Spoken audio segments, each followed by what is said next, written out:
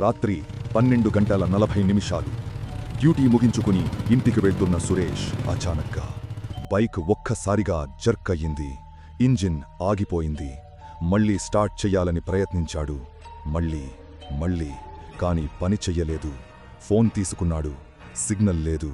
చుట్టూ సంపూర్ణ నిశ్శబ్దం. అప్పుడు దూరంలో ఒక తెల్ల చీర కట్టుకున్న అమ్మాయి కనిపించింది. ఆమె నెమ్మదిగా అతని దగ్గరికి వచ్చింది. నీ బైక్ ఆగిపోయిందా అని అడిగింది. సురేష్ ఆశ్చర్యపోయాడు. ఇక్కడ అందరి బైకులు అలా ఆగిపోతాయి అని ఆమె స్వల్పంగా నవ్వింది. ఆ నవ్వు ఏదో వింతగా ఉంది. ఆమె చెప్పింది, దగ్గర్లో మెకానిక్ షాప్ ఉంది, రా. ఆమె వెనక నడిచాడు సురేష్. చిన్న సైడ్ రోడ్లోకి వెళ్లారు.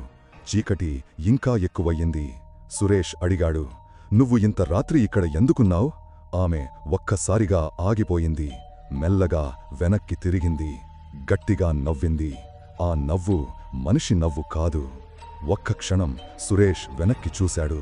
మళ్ళీ ముందుకు చూసేసరికి ఆమె లేదు. ఎక్కడా లేదు. చుట్టూ చూశాడు.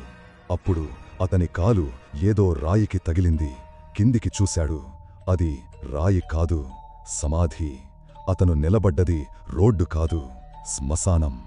ఒక సమాధి మీద ఉన్న ఫోటో వైపు చూశాడు. అదే అమ్మాయి.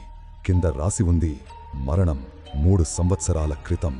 అచానక్గా అతని వెనక నుండి అదే స్వరం, మెకానిక్ దగ్గరికి తీసుకెళ్తాను అన్నాను కదా. ఆ రాత్రి అసలు ఏమయ్యింది తెలుసుకోవాలంటే పార్ట్ 2 కోసం కామెంట్ చెయ్యండి.